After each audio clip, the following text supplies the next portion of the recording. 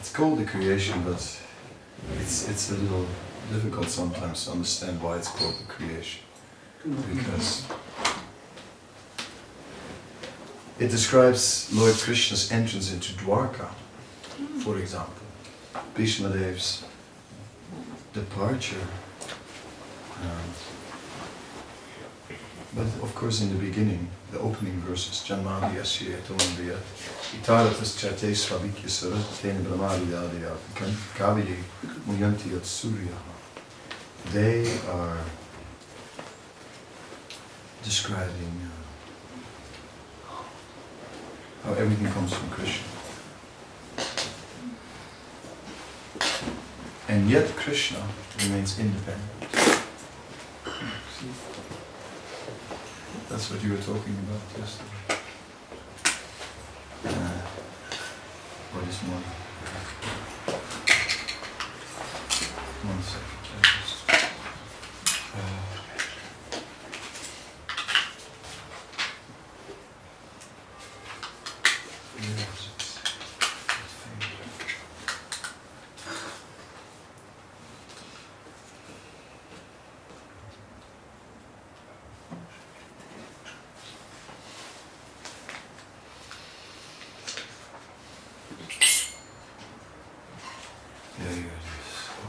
Srimad Bhagavatam, first canto, chapter 11, text number 9.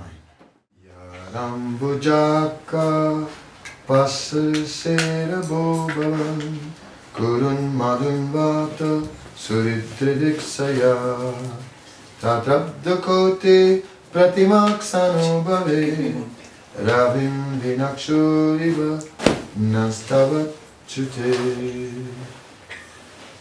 O lotus-eyed, whenever you go away to Mathura, Vrindavan, or Hastinapur to meet your friends and relatives, every moment of your absence seems like 1,000,000 years. O infallible one, at that time our eyes become useless as if bereft of sun. Purport. We're all proud of our material senses for making experiments to determine the existence of God, but we forget that our senses are not absolute by themselves. They can only act under certain conditions. For example, our eyes. As long as the sunshine is there, our eyes are useful to a certain extent. But in the absence of sunshine, the eyes are useless. Lord Sri Krishna, being the prime of the Lord, the supreme truth, is compared to the sun. Without him, all our knowledge is either false or partial. The opposite of the sun is the darkness. And similarly, the opposite of Krishna is Maya, or illusion. The devotees of the Lord can see everything in true perspective due to the light disseminated by Lord Krishna. By the grace of the Lord, the pure devotee cannot be in the darkness of ignorance. Therefore it is necessary that we must always be in the sight of Lord Krishna, so that we can see both ourselves and the Lord with his different energies. And we cannot see anything in the absence of the sun. So also we cannot see anything including our own self, without the factual presence of the Lord. Without him, all our knowledge is covered by illusion. It's a very famous verse and very nice verse also. The last line is interesting, where it says that we cannot even see ourselves. As we cannot see ourselves without the light of the sun, we can also not know ourselves without Krishna. So, really, only through our relationship with Krishna can we actually know ourselves, and otherwise we will never know ourselves. But that's very interesting point. It's also found in the Nectar of Devotion. It's also repeated there.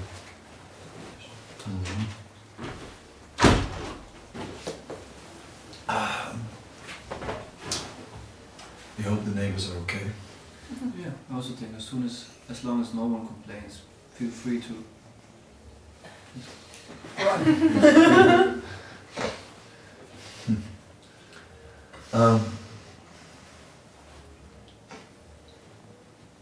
they get us back. Anyway, I informed them and they were all fine. So. Yeah, we just put up some other music. One time we were with these boats, with Satchidananda Maharaj, we rented these ships, you know, and like we had all these devotees on the ships, and we're going. And this year, yeah, they started from Antwerp, you know.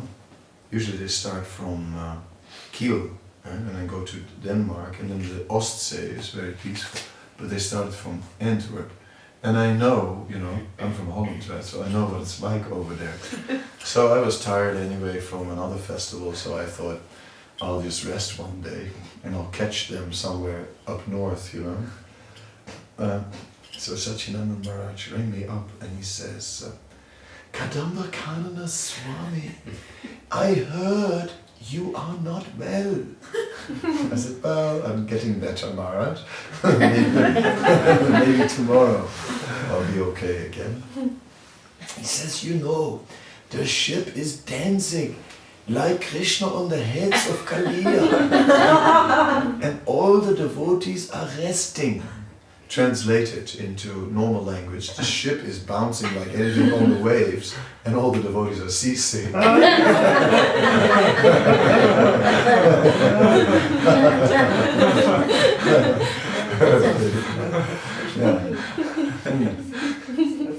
So,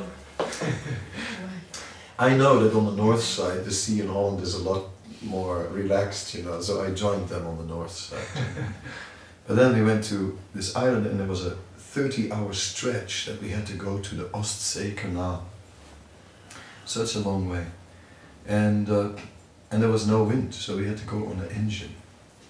So 30 hours on the engine. So we decided to have like a 24-hour kirtan, or a 30-hour kirtan actually.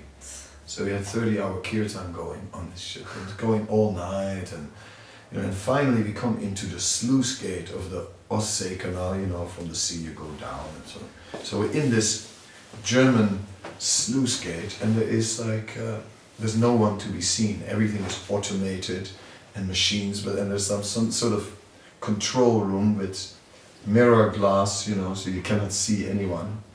And it's just rocking and rocking on this tune, because after 30 hours you get into a groove, right? So we were like really going, you know, like anything, was so ecstatic. And just on one tune, you know, and finally, you know, comes some from the loudspeakers, you know, yeah. Do you have any other tune?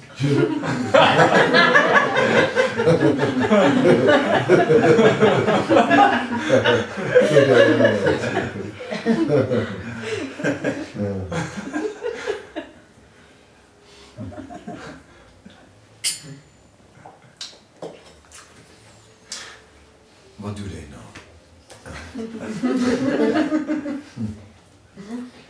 Decorations of a dead body. All without Krishna. Let's go back to Srimad Bhagavatam, Lord Krishna's entrance into Dwarka. It's very nice because basically the residents of Dwarka, they feel like their eyes are bereft of the sun. There's nothing left to see. They have no desire to just see anything. They just don't see anything. They just feel empty when Krishna is gone. They just look into space, not seeing anything, it's like just waiting and waiting for Krishna to return. And then when Krishna returns, yes, then they begin to drink in everything they see about Krishna. So it's very, very nice actually to think like that.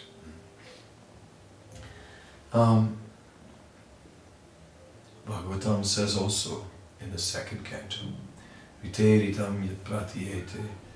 No, that was wrong. It doesn't want to work tonight. So anyway, it says that the value of anything is measured by its relationship with Krishna. And that's really nice. You know, that's like something simple, right? Something you can apply in any situation, always. Simply measure it next. Is it valuable for Krishna? Then it's good. If it's not valuable for Krishna, then useless.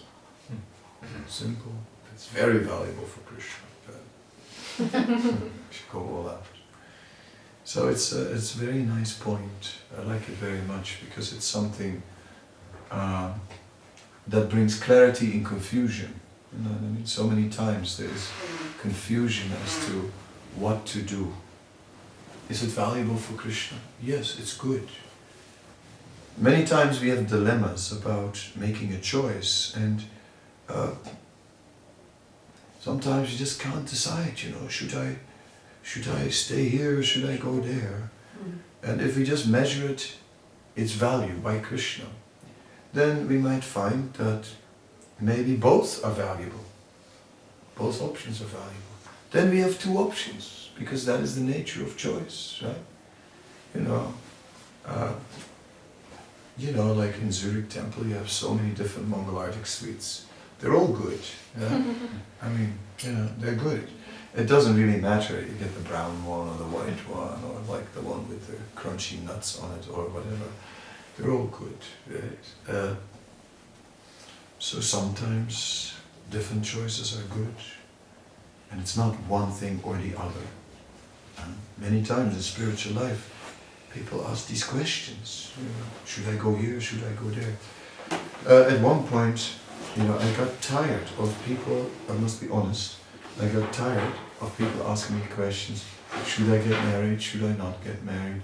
Shall I go back to university? Shall I not go back to university? So at one point I said, should I get married? Yes. Should I not get married? Yes. Should I go back to university? Yes. Should I not go back to university? Yes. Should I stay in the temple? Yes. Should I stay outside the temple? Yes.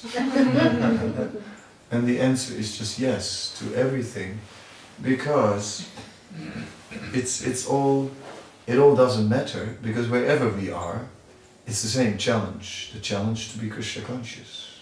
Yeah? It's nice to dye your cloth like really orange. Going to the Queen's Day in Amsterdam, and I'm supposed to be orange, so now I am. That's good, but it has no meaning, right? Unless we make it meaningful. So whatever we do, you have to make it meaningful. And it really doesn't matter. It's how do we fill it in?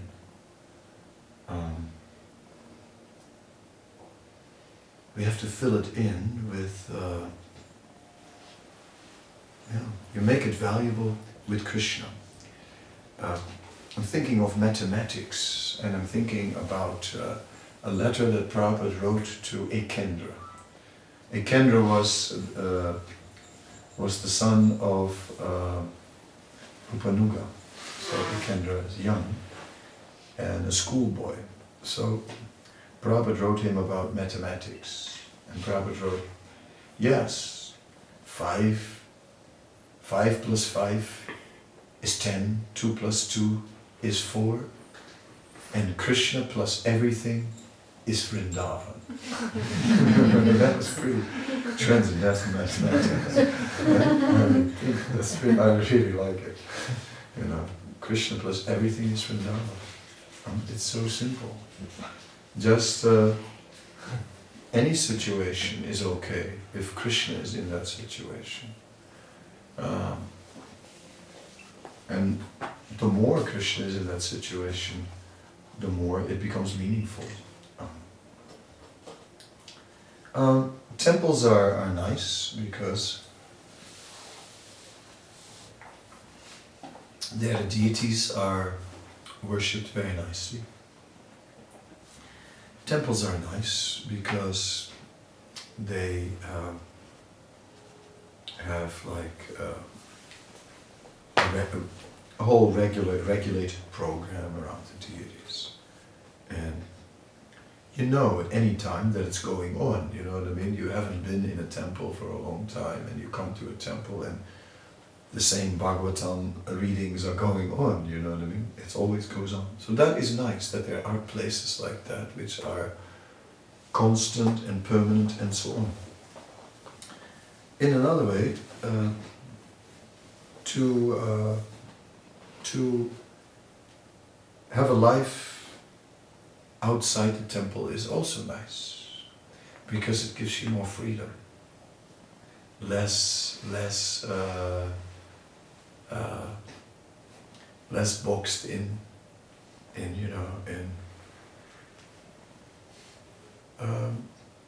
and if one uses that freedom nicely, then one can have a very nice Krishna conscious life in that way. So it's not that one is necessarily better than the other. It depends on us. It depends who we are, what fits better. That's really where we can develop our Krishna consciousness better. Therefore the answer to all questions is yes. Should I live on the North Pole? Yes. Should I, go to New York? Yes. Should I move into a monastery? Yes, should I take sannyas? Yes, go for it. Or should I marry again? Yes. If the last time wasn't enough, then do it again. Anyway, what can we say? Because ultimately, all these things are getting less and less important. Like Prabhupada describes in the introduction to the Chaitanya Charitamrita, it is based on 5 lectures that Prabhupada gave in London. And Prabhupada describes that as you advance in Krishna consciousness, it's like going up in a plane and everything becomes smaller. Houses look like matchboxes and so on. And at one point, the whole material world looks like a pea, looks like totally insignificant. Empty. Yeah. Empty. Yeah. And then he speaks about the best use of a bad bargain. That like as long as we're here in these ridiculous material bodies that are so limited, all right, we'll try and do some service with it.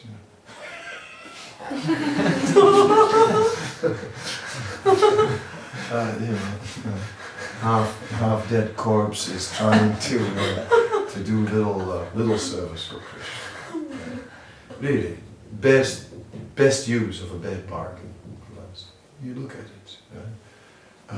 Even if one is in good health, then still, what can we do? In this world, you can think of something this big, and then you can realize only this big. And it's like that's the part I hate about the material world. I really do. That I can think of something really big, and then what can you do? Who can realize his dreams? So reality tends to be always less than you dream in the material world. In the spiritual world, reality is greater than you can dream. It's just the opposite. See, that's exciting. Like in the spiritual world, you never know like what you're going to get, but it's greater than anything you ever imagined. It's like we were in Pretoria, and there is this one lady named Manasi Ganga, and she's like she's a vanaprastha. She's got a son of 25, and she is kind of round, and she can cook, like anything, like whatever she cooks is really good. And she's like doing all this university preaching, and she's just become the mother that all these students are missing, like first time away from home, eating only bread,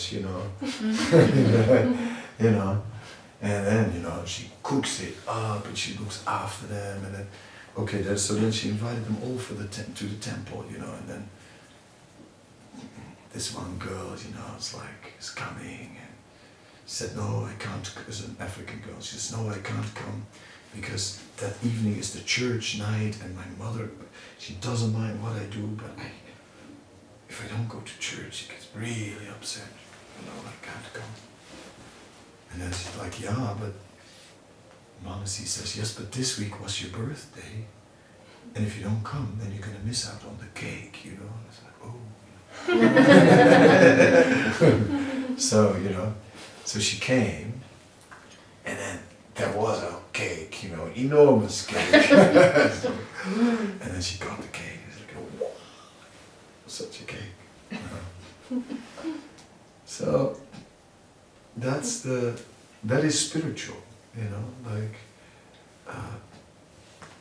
just all giving and not wanting anything back. You know, like Prabhupada started these Sunday love feasts, as he called them, and in those days it wasn't just, you know, rice, dal, sabji, little cheese, chutney, and halva, you know. And you can put your donation here in the box, or pay at the reception. You know, it's like, no, it wasn't like that. It was like 15, 20 far out preps, amazing preps. I remember reading about one of these early Sunday feasts in Satsarup, you know, like Prabhupada was going around at the end, personally serving it out, going around with the sweet rice, and he wanted to be renounced. And he said, no. Prabhupada said, do you have anything else? No. Anything, Prabhupada says, okay, I'll have a little rice. But even the rice was full with cashews and cheese balls and so on. So that was like pretty good. Anyway, even when I joined, you know, like we had huge feasts. After India, I stayed for a while in the Amsterdam temple, and they had like enormous feasts. I remember because I had to clean the kitchen. Pakora batter was even on the ceiling, you know. Huge feasts, huge, and all for free, right? And people would come and like, you know, go home with big packets, you know, like, live till Thursday, you know, on that, and then 2 days back on bread, and then, you know, back on Sunday, you know, like, and that's like how one of the reasons why we made so many devotees. It was just too good to resist. It was absolutely too good. Yeah, it was too good. So, sorry. Okay, that's the neighbors.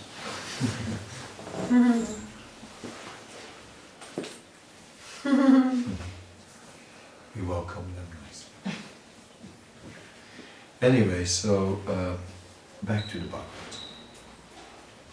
O lotus-eyed Lord, whenever you go away to Mathura, Vrindavan or Hastinapur to meet your friends and relatives, every moment of your absence seems like 1,000,000 years.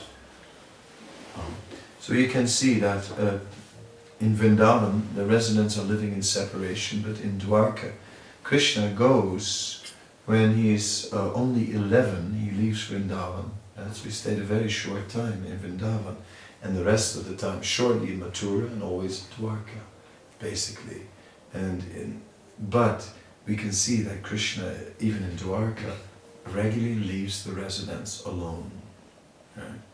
So these dynamics that Krishna from time to time manifests himself and then withdraws is like a fundamental element of spiritual life in Krishna. We also experience that, and we have our moments that we feel Krishna's presence very strongly, and other times Krishna seems again far away. So still, and this will continue. But as we develop more attachment, Krishna will reveal himself more. It says, Te samnivanukam partam aham ajnana jam tamaha nasyami atmabhavastu ajnanatipena basvata. Nasyami atmabhavastu translates that Krishna is hiding in our consciousness. And when he sees in our consciousness a little inclination to want to serve him, then he manifests in our consciousness. And as soon as we become a little oh boy, why do I have to do all this, you know, he hides again in our consciousness. But he's all the way there. Nasyami Atmabhava, still. He's hiding within our consciousness. It's interesting. So Krishna is very, very near. He is very close. I like that. Once I was preparing a seminar on prayer and was looking at different prayer sites and things people said about prayers, and one man was saying, whenever I pray, I realize how far away I am from God. And I thought, that's not us, that's not our movement. We feel very close, actually. Krishna is very here, very present, very much right here, right now, always, actually. And even if sometimes we cannot access him so easily, still we know he's there. We know he's there. Just that is that special mood of our movement. Also, when you're in Vrindavan, it is said Vrindavan is covered by a layer of Yoga Maya, and it looks like a village. And unless you have transcendental eyes, you cannot see the real Vrindavan. But through that village, still, we can see Krishna's presence everywhere. And so many times you come somewhere in Vrindavan and you really have a feeling that Krishna was just here. Where is he? Where did he go? Maybe around the corner, somewhere nearby. So, Krishna is very close, and it's not difficult to connect to Krishna. It's not at all like, how are we ever going to become Krishna conscious? These kind of feelings. Just do it now. See, there's always this thing. Well, I'll surrender tomorrow. No. Surrender begins now. Okay, I'll surrender after the lecture. No. No. Surrender begins now. Now? Right now. Right now, surrender. So I can't sit like that anymore. It says in the next book. So, what can I do? Every moment. It's like this morning I was reading a little, and I was reading about Sanatana Goswami, his second visit, when he second time he came to meet Chaitanya Mahaprabhu. He went to Jagannath Puri, and there he met Chaitanya Mahaprabhu. And it says, Maryada Palana Hayasar Sadur Bhushan, which means that if one just takes shelter or protects the behavior of a Vaishnava, just sadachar, to behave like a Vaishnava is supposed to. The more we do, the more we become a saintly person. It's like that. It's just so simple to become a saintly person. Just all these little things. So sometimes we think, how can I ever manage to surrender? It does not work. I have tried for many years, but still I'm struggling.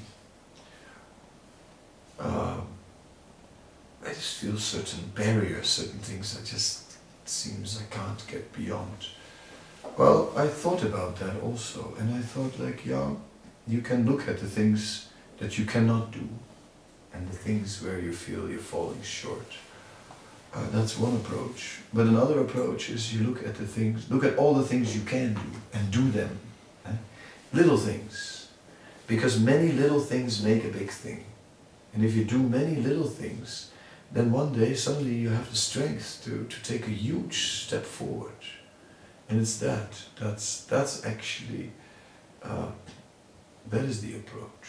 Right? Who can take big leaps and bounds in spiritual life? Very, very rare. a very rare soul that can be extraordinary, and most of us are just struggling. But if we do all the little things more and more, and we surrender in them, we do them as we read, and we do them nicely, and we just make them part of our life. Why? Because Krishna wants it. Right? The Nectar of Devotion is an amazing book. It really is, because it reflects what Chaitanya Mahaprabhu basically instructed to Rupa and Sanatana. You can't separate these, the 6 Goswamis, these brothers, right? And also even the next generation, like Jiva Goswami. They were all very closely together. And obviously, it wasn't that Rupa Goswami received his instructions, Sanatana Goswami received other instructions, and they didn't share. No, they shared everything. They shared everything. Obviously, everything was most valuable, and every word they heard from Chaitanya Mahaprabhu, they told to each other. And what did he say to you? So, therefore, the instructions that Rupa Goswami got, Sanatana Goswami heard it from Rupa. What Sanatana Goswami heard, he told Rupa Goswami. So, we see that the Bhakti Rasamrita Sindhu, the Nectar of Devotion, is basically that what Rupa Goswami heard from Chaitanya Mahaprabhu, and then upon the order of Chaitanya Mahaprabhu, he took all these things and collected evidence from various Vedic literatures. See, Mahaprabhu said you have to circumambulate the deity, and then they brought out verses. Sometimes Mahaprabhu also gave verses, sometimes not. And he ordered them to underbuild whatever instructions he gave with the scripture. Therefore, Nana Shastra Vicharana Nipuno Sabdharma Samstapako. So it's very transparent to Chaitanya Mahaprabhu. And therefore, it is like the shortcut in spiritual life. You see, the way to Vrindavan is a long way. To really penetrate into Vrindavan is very difficult.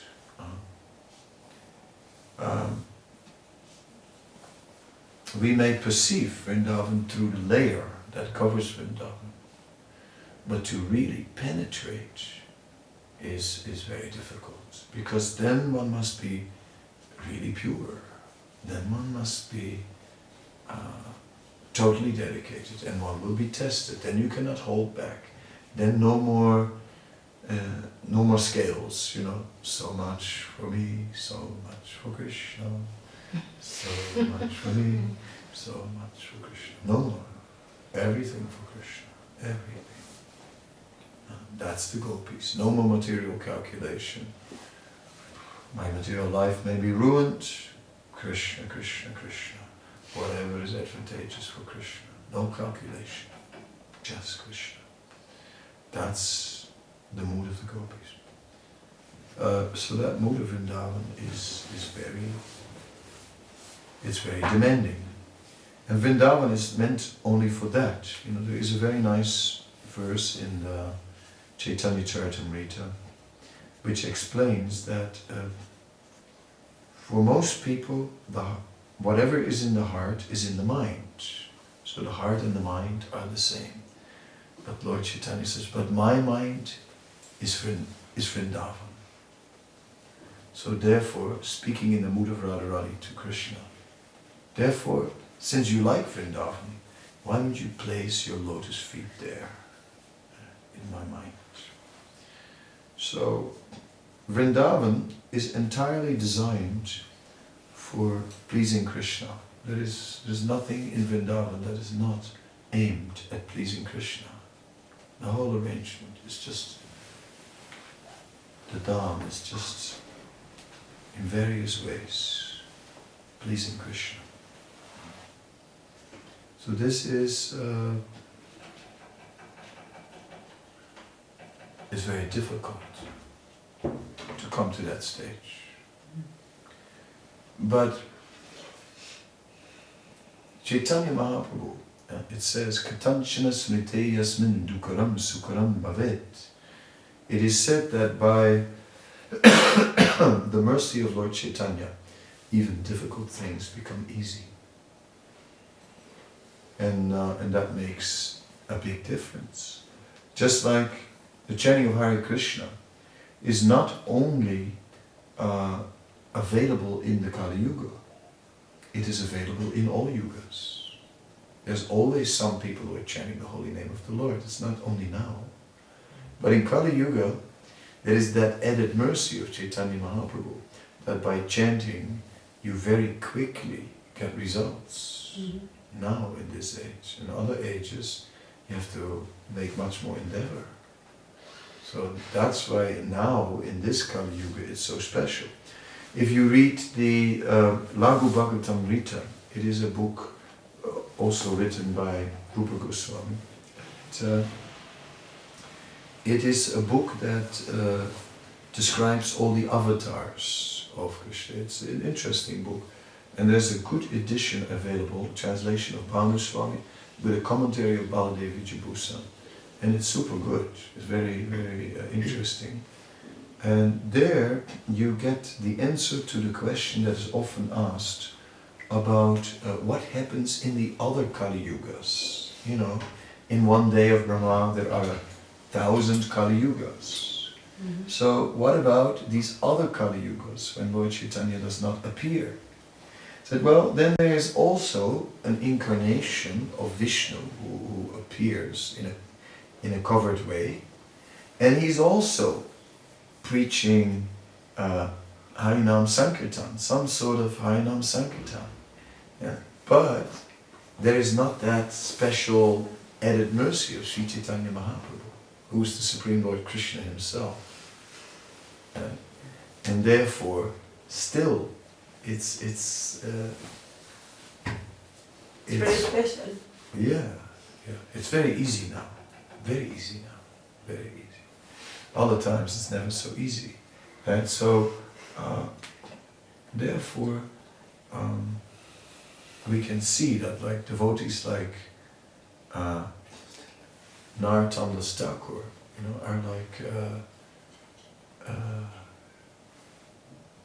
on the one hand completely into Vraja Bhakti, right? And on the other hand completely into Sri Krishna Chaitanya Prabhu Daya Karuna. Because without that mercy of Chaitanya Mahaprabhu, we cannot penetrate to the actual pure level of the pastimes of Radha and Krishna. Not possible.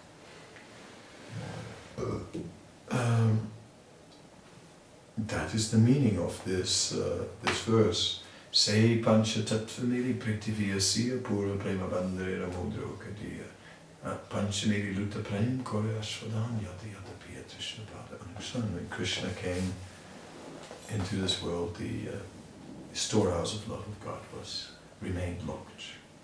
And only very few who had the key, right? Some who had the key, they could go in. Otherwise, no one could go in. Lord Chaitanya opened it for us. So that's important. So these pastimes of Lord Chaitanya are very, very important actually.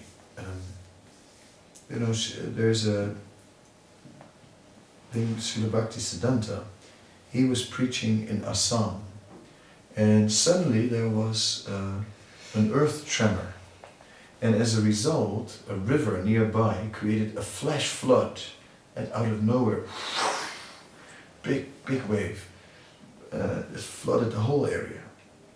But Srila Bhakti Siddhanta happened to be on high ground, so, but still, you know, all around where they were, it was just totally flooded. So then he gave a lecture on the pralaya, which is the final flooding of the universe. So speaking about this destructive flooding of the universe. And he says, yes, when this pralaya comes, you know, what will you do? What will you do? he said, you grab your most valuable possessions and you try to save yourself. So you grab Bhagavad Gita, Srimad Bhagavatam, and Chaitanya Charitamrita. He says, but when it gets too heavy to carry them all, then,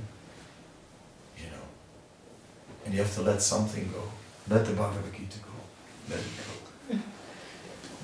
Like Bhagavatam and CC on each on one arm, and you're walking, right? So if that gets too much to carry, let the Bhagavatam go. And just carry the Chaitanya Charitamrita. He said, from that, everything can be restored. So he was very much emphasizing Chaitanya Charitamrita. When Srila Prabhupada was crossing the Atlantic Ocean on the Jaladuta, what was he reading? Chaitanya Charitamrita. What was Srila Bhaktisiddhanta Saraswati Thakur reading?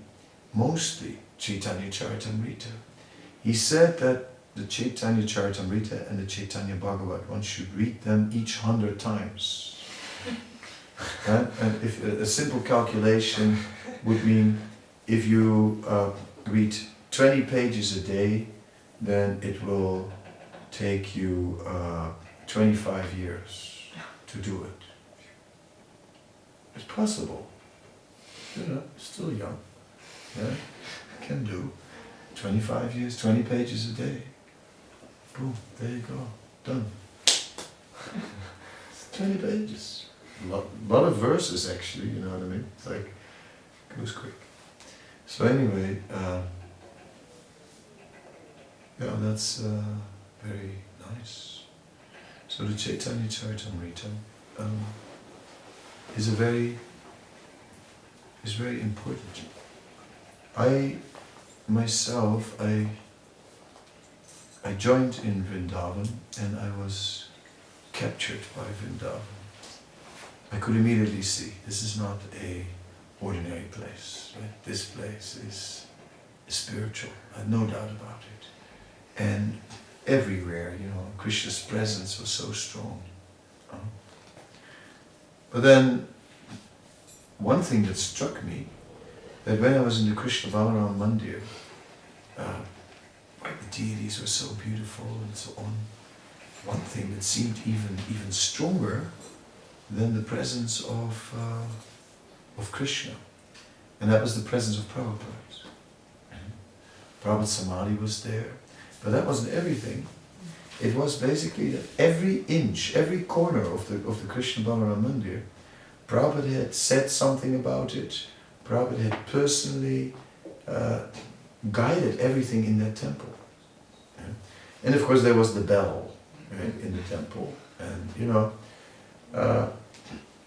after Prabhupada left, I became in charge of the bell. Right? And it is not a small thing, the bell, right? Because the bell had to ring exactly on the second, right? On the second. And we had this electronic satellite clock, which in those days was high tech, right? We had a special one, And to get it ringing on the second, and it had to be rung by the security every hour and every half hour. And of course, even in the Chaitanya Charitamrita, it is described that security always sleeps. Right? They always sleep, and they had to ring it around the clock in 24 hours, every half hour, on the hour. So, was this difficult? My God. And Prabhupada said, and I judged the management by the ringing of the bell. Oh boy. And then I was in charge of this bell, and it was too much, And I mean, there had been times the rope would break, There had been times that I'd been up there with a hammer, like bang, bang, bang, because it has to ring in time. Can't stop for anything. The bell can't stop, it must go on, right? Oh God, the whole bell fell down. The bell. God, and these security guards, these chowkidars, you know. Chowkidar means holder of the chair. These guys that sit on the chair all day. God, did I threaten them, you know, cut your money, you know. So, but everything in Vrindavan was like that. And Prabhupada's mercy is so present. You know, like, I'm sure many of you have been to Prabhupada's house in Vrindavan, right? And I'm sure you saw nice, you know, Prabhupada's murtis, and there's the letters on the desk, and of course Prabhupada would every day write letters, and you know, nowadays you have letter books, right? You know, like you have them on computer, but it wasn't like that after Prabhupada left in 1977. There were only 2 temples that had a complete collection of Prabhupada's letters, LA and Vrindavan. Yeah, that was it. And so, like, you know, and every day, and they were very carefully kept, you know, you had to be a real big shot to get to see all the letters. Right? No way, you know, just ordinary scruff like us, we would never get the chance to see all the letters, no way. So every day there was a different letter on Prabhupada's desk, so it was really like, whoa, you know. And it was news, we'd never seen it, you know what I mean? Every day a new instruction, serious. It's like, so you'd go to the desk and you read, and you'll see that still, like, you know, Gopal Krishnamurti or other senior Prabhupada's disciples will go and every day you read like the letter on the desk, you know, in Vrindavan. So that's there in Prabhupada's house. You may know that. Then, you know, there are different paintings, right? There are a few paintings in the house that are like, of course, original Bhagavatam paintings that were made, and they are the ones that deal with Vrindavan. Right? And there you see like Krishna and Balaram coming back home after having been in the forest, right? And it's all there. And you know, and someone once made a copy of that painting, and it was very nice, but there was one thing missing. The gopis were missing. And I was like, come on, you know, you missed the whole point of the painting. How can you leave the gopis out? Because you see Krishna is walking with the cows, and there are parrots and monkeys right in front of him looking at him. Then you see all of the elders standing at the side, and the gopis are behind the columns, right? And Krishna's eyes are going that direction. Right? That has to... Anyway, so everything there, all the rasas are there in that painting. So these paintings are very deep and revealing a lot about Vrindavan. I used to chant japa in front of these paintings every day, walking up and down. It's very nice. And then the house is filled with pictures of deities from different temples. Then you said, okay, nice pictures. No, it's not just nice pictures. Something more is there. What is going on is that the devotees from these temples, they gave those pictures to Prabhupada. They gave pictures of their deities with the idea that Prabhupada might get attached to those deities and then come visit their temple. So there was like a plan behind it, you know, and you can see like this whole, yeah. So there's a lot about Prabhupada's house like that. Yeah, so nice. So Vrindavan is wonderful. And Prabhupada's mercy is obviously our license to be there. Otherwise, you know, how could we really be there? But then we just so I was there, and I tried to do service and so on. But I felt that like I cannot really fully penetrate. So, first I used to be always in front of the altars of Radha Shama Sundar, Krishna Balaram. But gradually, I got more drawn to Gauritai. And one day, just having this huge kirtan in front of Gauritai, and everyone was dancing like crazy. And I tell you, I saw the Gauritai were about to jump off the altar. They didn't do it, but they were almost doing it.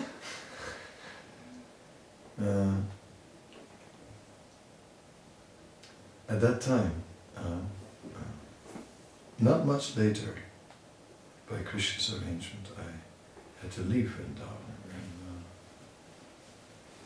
and start preaching outside of Vrindavan. Prabhupada used to say to his sannyasis, as soon as they would arrive in Vrindavan, Prabhupada would not say a word of welcome. He would not say, welcome, nice you've come to Vrindavan, nothing. As soon as a sannyasi would come to Vrindavan, he would say, first thing he would say, when are you leaving? That's what he would say. It's just like, you have to go out and preach. Of course, some sannyasis he told to stay and look after Vrindavan. Anyway, some thoughts. But my main point is like how much we need the mercy of Lord Chaitanya. It is the Yuga Dharma. We are, all of us, we're all mercy cases, somehow or other. We're here. Prabhupada said he created our pious activities, right? And it's because of that we are here. And so Lord Chaitanya's pastimes are very rich. And of course, in these pastimes of Lord Chaitanya, Sankirtan is just the central activity. That's what we see. It starts like Srivas Thakur. Srivas Thakur in the Chaitanya Chandradori Natak, you can read about Srivas Thakur, and you can read how Srivas in his young age was not really a devotee. Right? And how then one day he got this warning from an astrologer that he would have only 1 more year to live. And that shocked him. And then he got serious, and then he got into devotional service. On the day that he was supposed to die, he fell off a balcony. And, somehow or other as he fell, he was caught by an unknown person.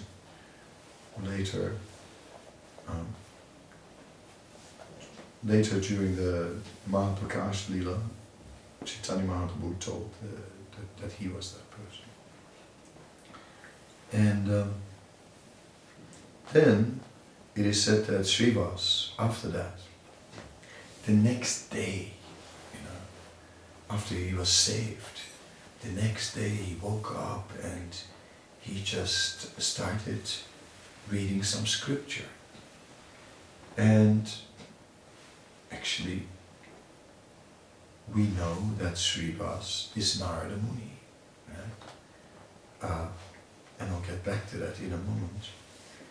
He picked up a book, a Shastra, and somehow or other it was the Brihan Naradiya Purana.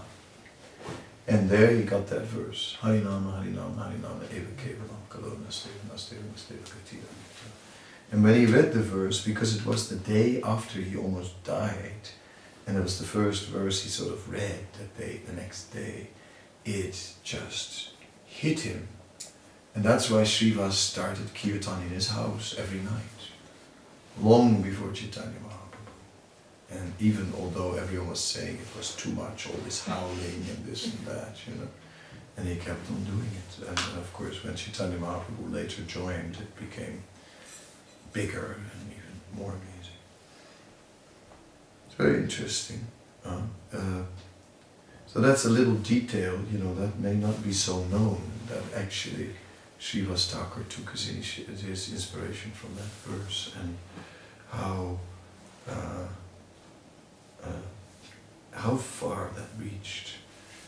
That was the basis of the whole kirtan. And that kirtan in Srivas' house eventually spilled over into the streets. But it built up momentum there, it built up strength there.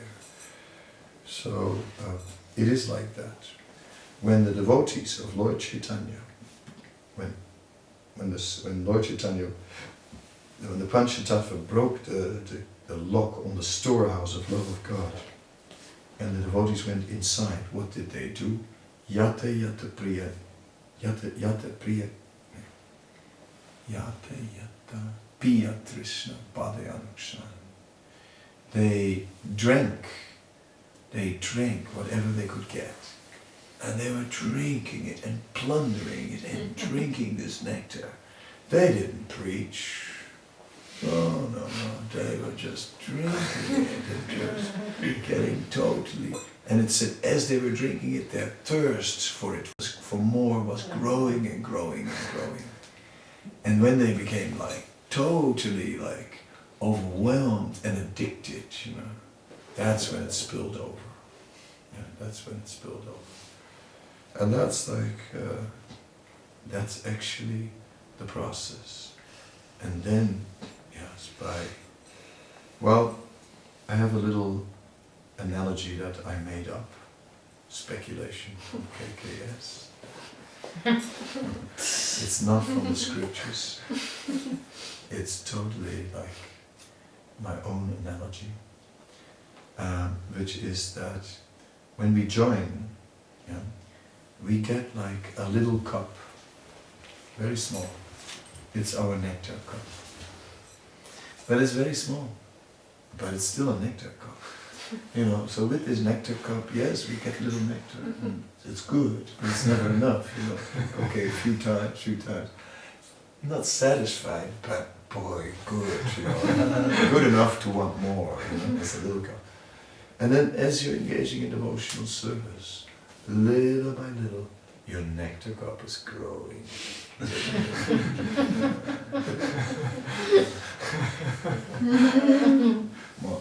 But then, the day that you start using your cup to give nectar to others, right? Then it starts to grow more, and then you give to others, and take some yourself, give some more to others. In the end, it becomes a bucket.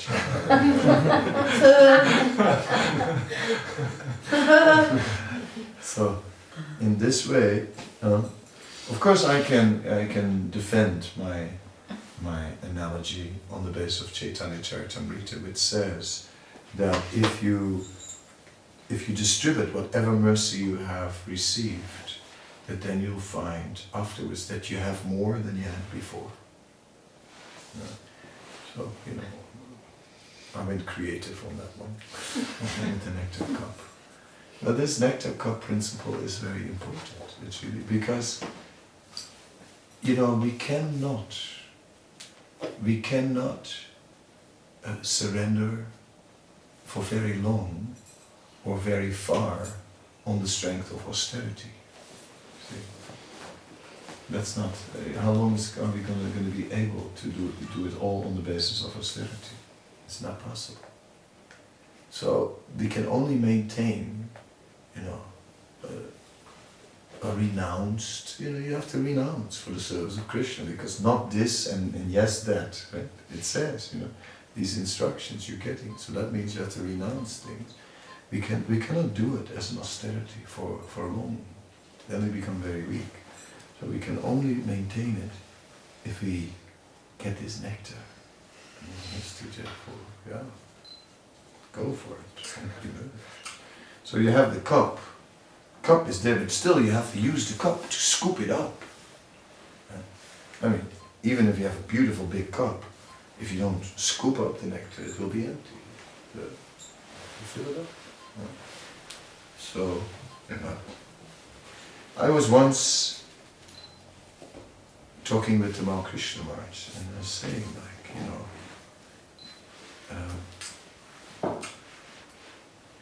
how by the mercy of Prabhupada, they got a beautiful golden kumbha, a golden pot, you know, nicely decorated with jewels of personal association.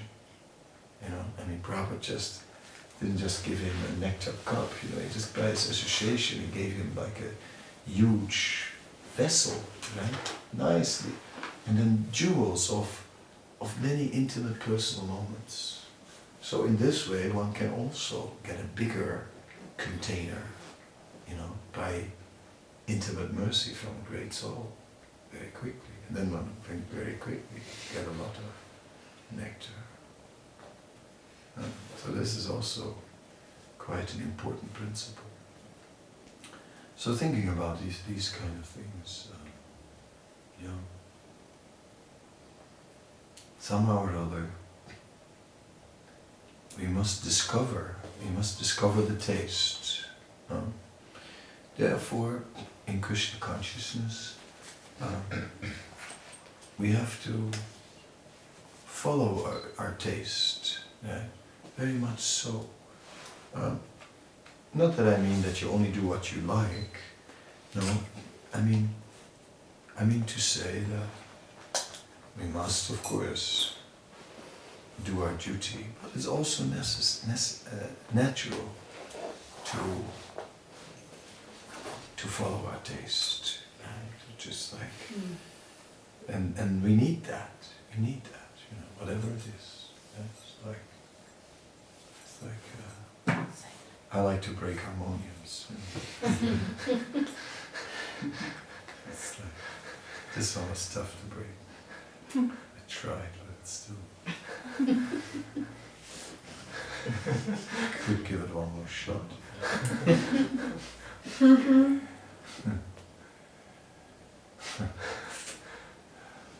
One time I was in a kirtan and playing this harmonium.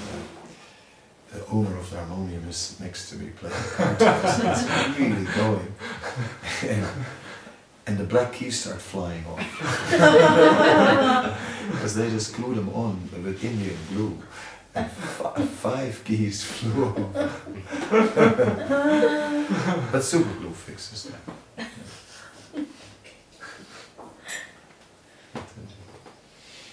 Anyway, my lecture tonight is sort of not formal. It goes from light statements to deeper points. So try to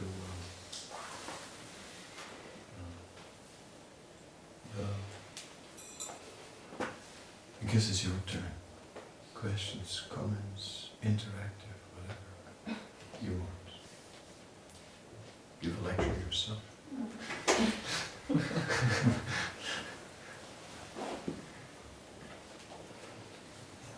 Yeah, you said that the value of anything we decide now is like, how is it pleasing to Krishna? Yeah. So we can also extend and say, if it's of any value for Vaishnavas? Yeah, I mean, Vaishnavas are people who are thinking of pleasing Krishna. So then it's the same. It's indirectly still pleasing Krishna. The Vaishnavas help us to understand what is pleasing to Krishna. Because on our own, how do we know what is pleasing to Krishna? So sometimes many times we need the help of the Vaishnavas to determine what is pleasing to Krishna.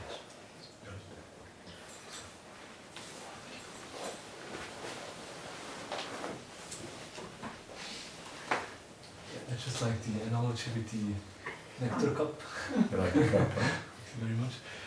I just from right from the beginning in my Krishna consciousness, I always felt the need to first drink the nectar. Yeah. And kind of, but I found myself in a preaching mission, like where the mood is always whatever little you have, immediately you give. Sure. In one sense, I understand the principle of sharing, but sometimes I feel like, why don't we have put more emphasis on just first of drinking, can really get strong, become a strong devotee ourselves, and then we can really do something. Yeah. So I'm sometimes a little doubtful whether our organization is Organization, huh? doing the right thing. Camera is going.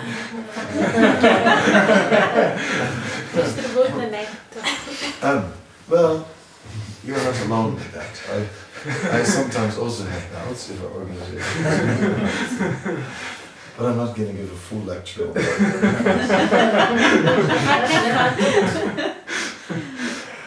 But, yeah, you know, when I joined, it was a time when it was sink or swim, you know. It was the sink or swim days, right? They would just basically send you out straight away, and you had no idea, and they would throw you on the street, and you know, and like you had to survive, right? So there's no training, no Bhakti program, nothing. So it was a bit rough, and many sank, right?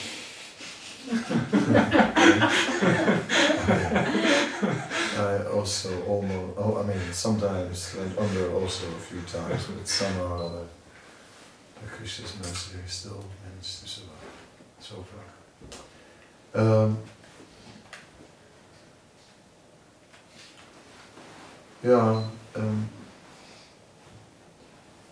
Well, you know, then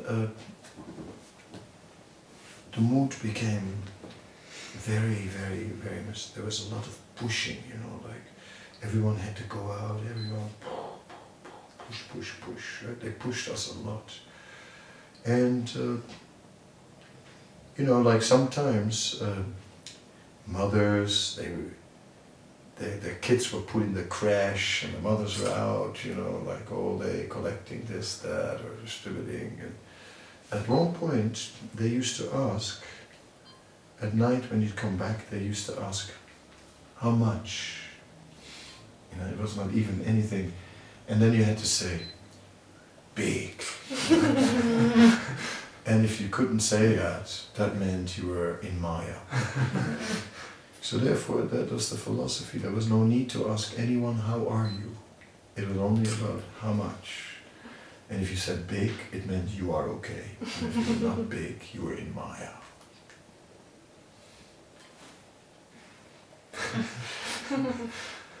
And we had a Sankirtan meeting, and there was a Sankirtan leader, and he was very nice. But he was American, and he had this like huge blue nylon jacket, okay? And blue jeans. And he'd come in, he'd sit down, and he'd say to a brahmachari, give me that chadar. And he'd take the chadar, throw it over his blue jeans like a Sankirtan dhoti. And then he'd say, man, we're gonna take over the world. Wow.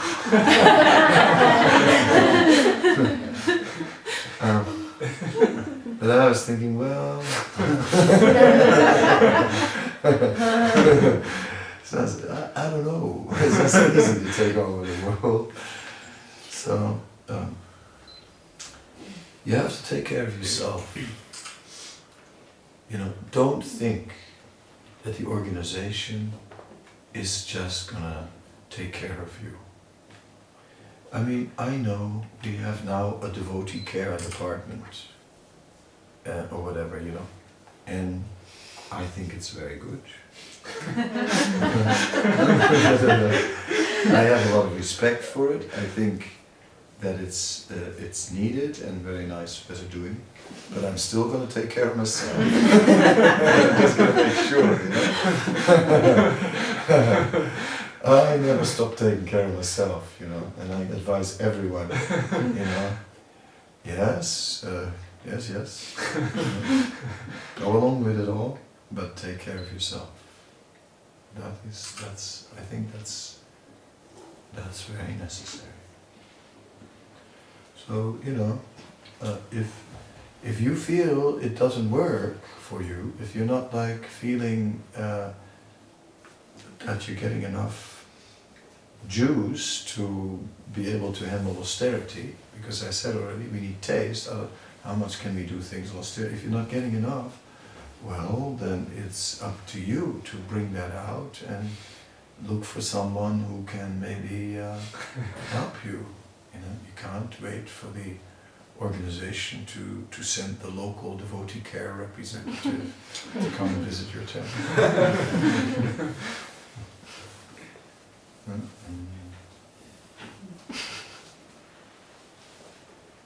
So it's not that I'm critical, you know what I'm saying, but you have to take care of yourself. That's just the reality.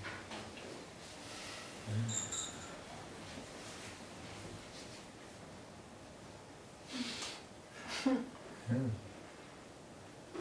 And the spiritual master is the well-wisher, but the spiritual master can't babysit us. You know what I mean? It's not possible. In the Upanishads, there are 3 descriptions of how a spiritual master deals with a disciple. One is the bird way, one is the fish way, and the other one is the tortoise way. Okay, the bird is feeding its young and flying, you know, like flying in and out, supplies. Keep on stuffing that little bird. So, you know, and then the second, the fish, you've seen how big the eyes are of fish. Half their body are eyes. So the fish are always watching their young. They're supervising. But they let them go around by themselves and they find their own nourishment. And then the... yeah, I know that. I was thinking, shall I say something more about the fish? So, you know, like, that also applies to us, that we have to look for our own nourishment. Then the tortoise. The tortoise is, sometimes you may think, you know, my spiritual master, haven't heard from him for years, and I wrote him so many letters, and I never got an answer. No wonder, you know. Poor spiritual master. Getting so many letters. Okay. And it's good if your spiritual master doesn't answer your letters, because maybe then he's chanting Hare Krishna, you know, instead of sitting all day behind a computer, right? You know, and a screen. Have you ever thought of that, you know? If your spiritual master starts to answer all your letters, she gets suspicious, you know? Doesn't have any time to chant his rounds. Gosh, you know, sometimes I walk somewhere and I see, there's a computer room, and I see all these devotees sitting and typing, and I think, God, that's where they're writing all these letters to us.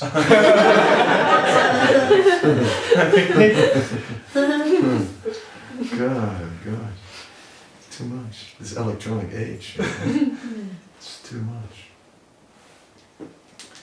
Anyway,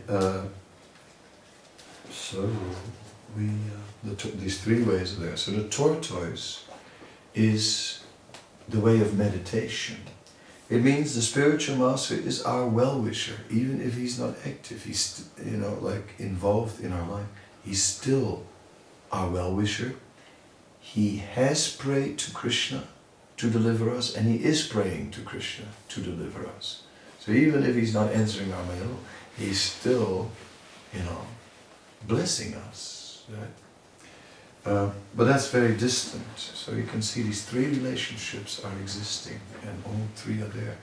Therefore, even when you have a spiritual master, you should not think that you don't have to take care of yourself.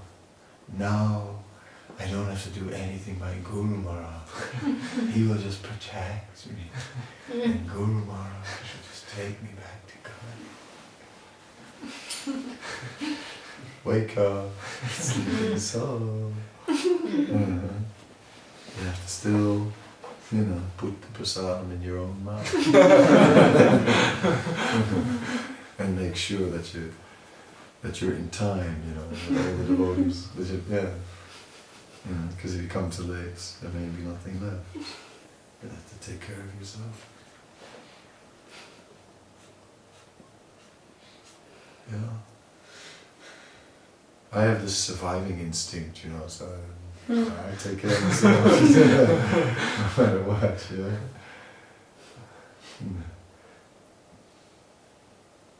Anyone else?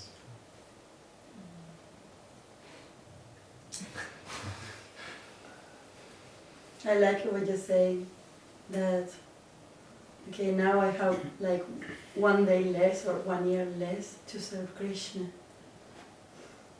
Yeah, I remember.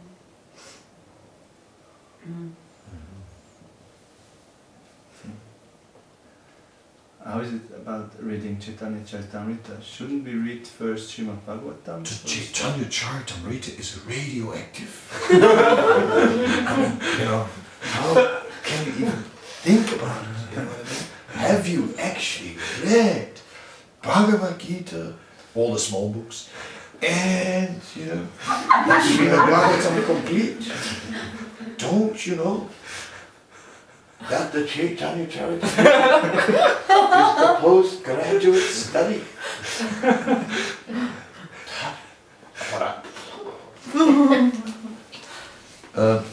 Yeah, and somehow or other we joined Lord Chaitanya's movement, but because there's so much to read, you'll probably never read the Chaitanya Charitamrita.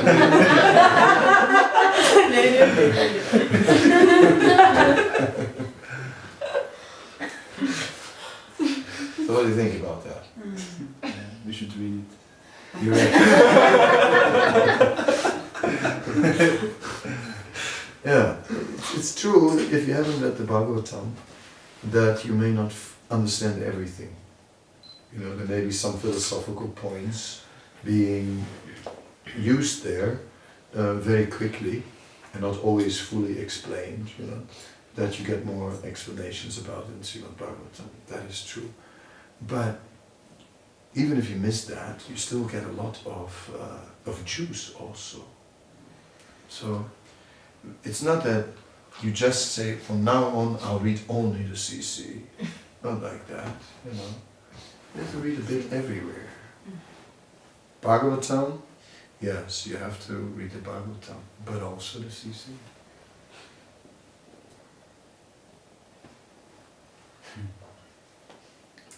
Otherwise, how do we know what we're part of? You're looking really like one of Lord Chaitanya's followers. Who? Lord who?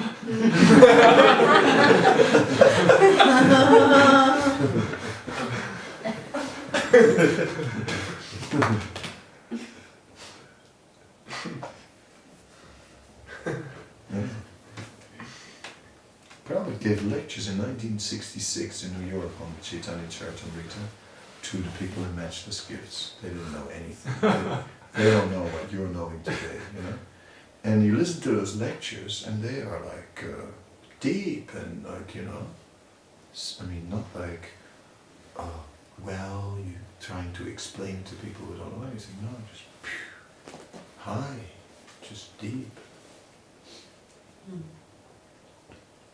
We went to Bangladesh because I took a whole bunch of people because we wanted to go deeper into the background of the sea of Chaitanya Charitamrita and go to the birthplaces of many personalities that are all in Bangladesh. And besides that, these places were quite interesting. Another thing that was really quite interesting was to see how Chaitanya conscious these people were, isn't it? Everywhere, everywhere it's just Panchatattva deities all over the place. They are completely in that mood of Chaitanya Mahaprabhu. Srila Bhakti Siddhanta was in that mood. Actually, Prabhupada was in that mood when he came. But when Prabhupada came to the Western world, he couldn't just tell the world that we are worshipping Lord Chaitanya, some obscure personality. No, he first put Krishna, the one who's accepted by hundreds and millions, yes, the Supreme Lord, Krishna, and then Chaitanya Mahaprabhu behind. But now we have this big temple coming up. We better know, well, I have a Turkish temple. Well, Mayapur. What's it all about? Well, a birthplace of Lord Who. Who is he? Well, Krishna. It's time to be able to tell them about the glories of Lord Chaitanya. So, not only can we read the CC, we have to read it. And ultimately, you may say, yeah, but I just like Vrindavan, I don't know. Whenever as soon as I came to Vrindavan, I just fell in love with Vrindavan, the green parrots, and the cows with the handprints, and those beautiful houses, also nice decorations, everything. Vrindavan. Yamuna, you see take the herds of buffaloes in the water, and the boys stand on the bank, and then one sings a song about Kanaya. Oh, Vrindavan. Everywhere holy places in Vrindavan, every corner of Vrindavan, something happened. Krishna, these pitch bars, he's deep. Oh, Vrindavan. It's just my bath, Vrindavan. It's like, I don't know, Mayapur, it's okay. But it just doesn't touch me in the same way as Vrindavan. That's alright, Lord Chaitanya is exactly like you. He's also always saying Vrindavan. Therefore, by following him, we'll get to Vrindavan. So, we'll have to discover who Lord Chaitanya is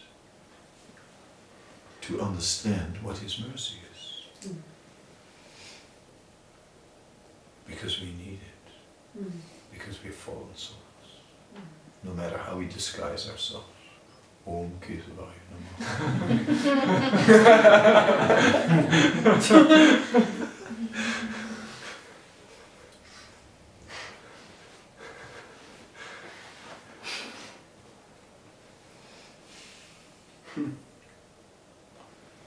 Oh, it's prasadam time, I reckon.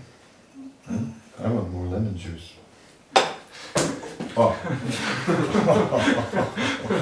Look, his foot and he didn't even say ouch. Maharaj, I heard that it's good to chant in the mood of separation. And when you start the bhajan, I felt you were singing in the mood of separation. Yeah, but why? Separation from what? Yeah, thank you. But it's hard to, how deep is our separation? We have some separation. Like, like you went to, you were traveling in India and somehow or other you came to Vrindavan, right? And then somehow or other, you came on the Vraj Mandal Parikram, just out of the blue. And then, yeah, there's something, and then she just did the whole Vraj Mandal Parikram. Yeah, well, then you get something. And then you have some separation after that, And then it's like already, although you didn't know that much about Krishna before, but somehow or other, after that you have some separation. So I appreciate that. Yeah, I also I was allowed to stay many years in Vrindavan, also in Mayapur. So wherever I'm in the world, people take me in Switzerland and they go like, oh, beautiful mountains, so beautiful. I might think, yeah, very nice, but it's not Govardhan, not spiritual, they go, look at this lake, yeah, it's nice, but it's not Kusum Sarovar, Yeah, it's like, look at this river, yeah, good, but it's not the Yamuna, it's like, I'm spoiled now. If it's not spiritual, it's okay. But it's not like, yeah, it's beautiful, nice mountains, Switzerland, but, it's just a material place. Brazil, beautiful, Rio, such a beautiful place, but material.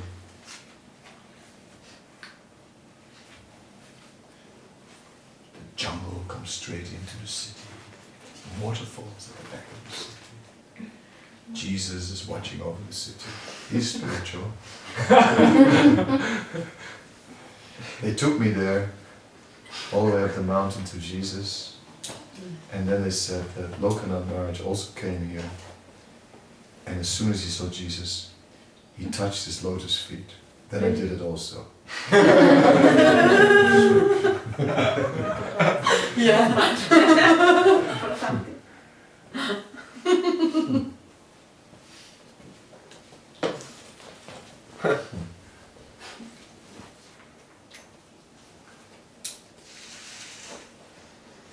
I wonder, Maharaj, you say you have to take care of yourself, no? So it's a little bit turning in my head what it means. Because on the other side, we have faced that Krishna will take care of ourselves, no? So it should be a balance between the two. Like for old age, for example. Oh yeah, you got to take care of yourself spiritually, you know what I mean? Not that you take care a little bit, maybe you have to also take care materially, but you have to take care of yourself spiritually, that's the main thing. See, taking care of ourselves, there are three main interests, right? That we need to take care of our personal well-being, which includes health, peace of mind and all that, you know. We need to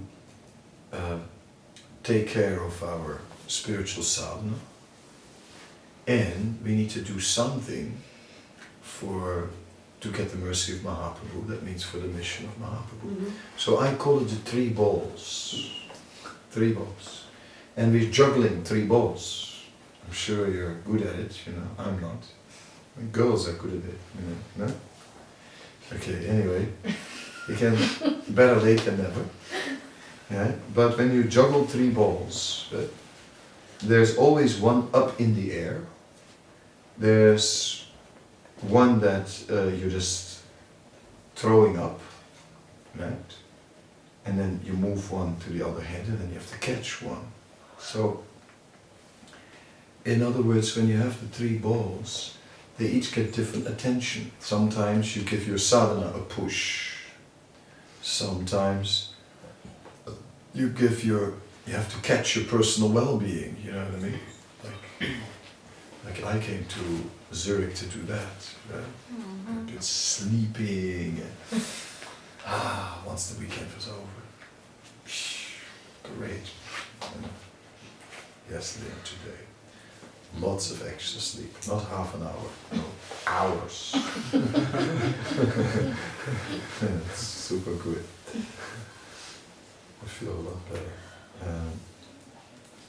So you have to invest in personal well-being, you have to invest in sadhana, you have to invest, or bhajan.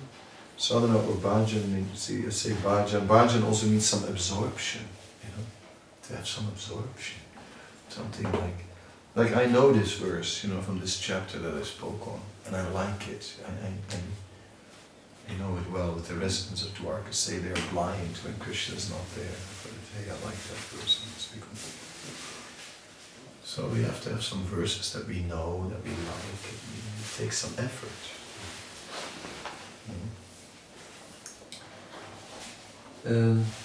So the juggling of the three balls. And each one, sometimes one ball needs attention, sometimes another ball needs attention. That's the trick. So spiritual well-being, personal well-being, No, and personal well-being, sadhana, and the mission. sadhana. And sadhana you can do brackets bhajan because it's sometimes I put spiritual well-being, not good. not. Also the sadhana is like if you have a natural gift and then to develop this natural gift, like doing for Krishna. Yeah. For example, the example that you gave, this one, couture one from Paris. Yeah. It's something like this, right? Sure. Mm-hmm. You develop your talent. You know, like here, you can see that the deities, they have some a presence, you know, because he's like really into it. I found out. It's a whole thing. He's dressing them every day. Yeah. For example, at home, you know, a lot of people wouldn't do that. And then they get their night outfit, and he puts them to rest and everything. It's a whole thing. And in the morning he walks with his chadar around like, then I really like the Brahmana, you know, so he's ready for the whole puja, seriously. So you can see they have a nice silver table and everything. And they're very beautiful. Yeah.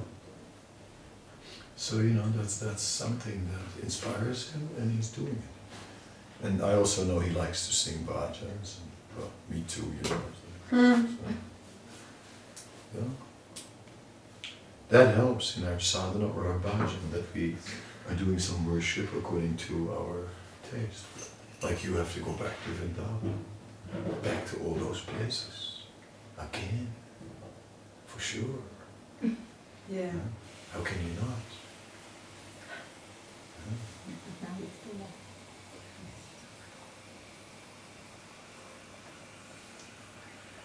May I suggest that we perhaps start to serve the prasadam? Oh yeah, that's what I meant. That's what I meant. We will first bring the drinks, and you might just take your seat, and we bring the prasadam to you. Yeah. Maharaj, you know, it's always like giving me a I see. Yeah.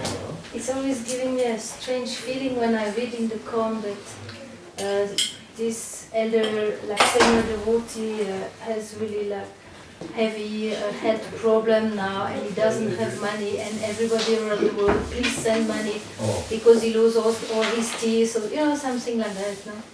So well, what you know, we have a big issue with our social care of devotees. Right?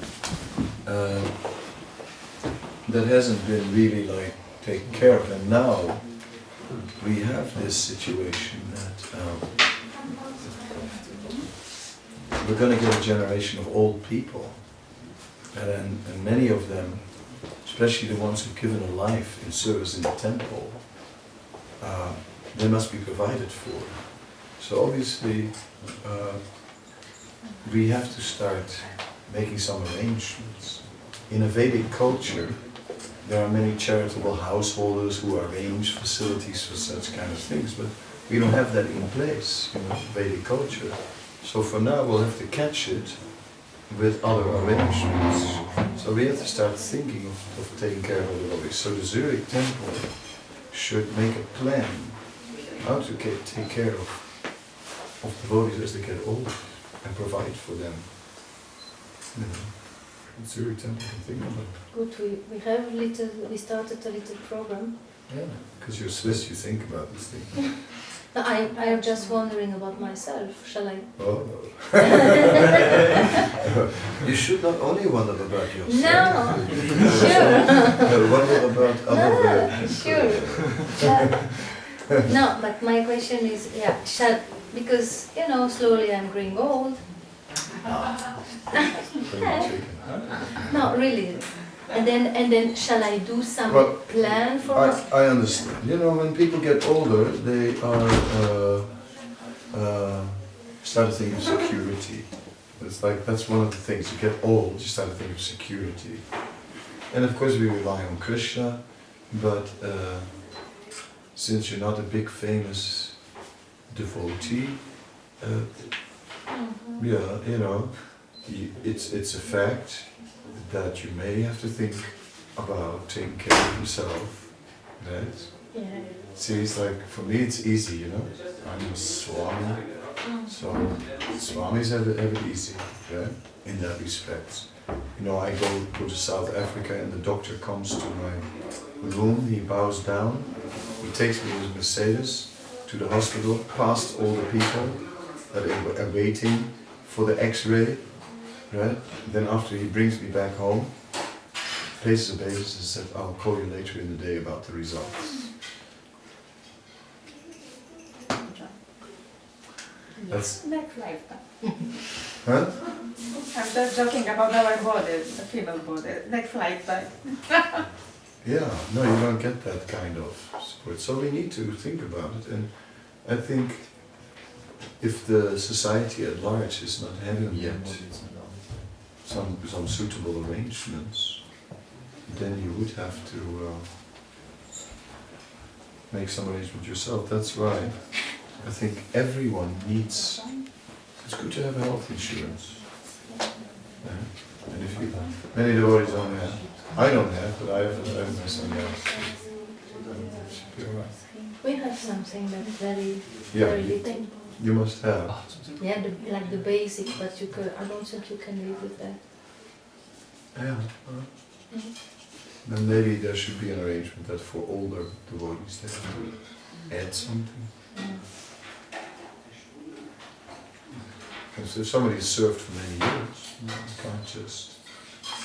Yeah, because suddenly, like in 10 years or 20 years, Sure. the bodies, we cannot stay in the No. temple. Good. You don't know who will be the temple president at the time. Yeah, they throw you out, huh? Yeah, on the road, no? Yeah. Maybe. Anyway, then you write to us. Alright. Okay, I will write to you. Maharaj, I am on the road. Please save me. Sure. Just don't worry. Somehow that will make an arrangement. But it seems that Krishna will take care, isn't it? I don't know. Krishna will take care, the Vaishnavas take care, and the Vaishnavas must also be trained, educated that they should take care. Because many of the Vaishnavas are immature. You have to, so yeah, we need to care. And the old age thing is going to be a major issue. For sure. In Spain, they had the plans to make an old age, no? In Malaga. Yeah, but anyway, in Spain it's easy because the government supplies full health care for its citizens. If you have a residencia in Spain, then you get full health care. No, I mean for Vaishnavas, Yeah, the house. yeah. They have the land already. Vrindavan is hospital. Don't worry. Hospice, but that's more for if you've given up. Yeah, it's last moment. The first day we throw you out. Yeah, when the Obviously. doctor finally says, Yeah. this is it, then you can go there. Did you destroy all the road because of this old age stuff, no? Qu'est-ce qu'on peut faire? But this is a tradition, Vaishnava, to go, to die there. And it's nice. Being on Very the street in Vrindavan.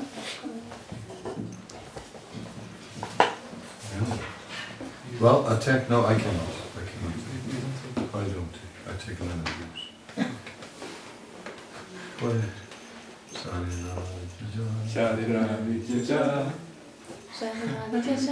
Do it.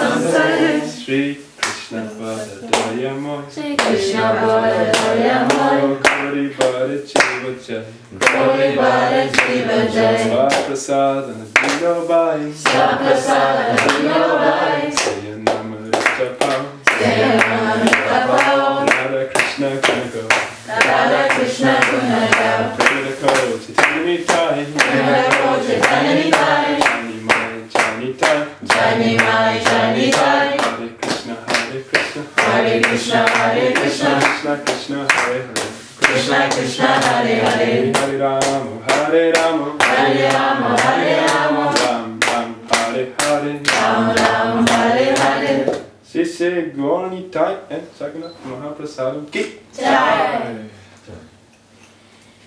Yeah. Yeah, see, I couldn't chant it because I'm not eating. Then I I thought it would be packed. it will be packed. Anyway. I'm not so popular. I told the boys, I say, if there is too many people, we go before the prasadam.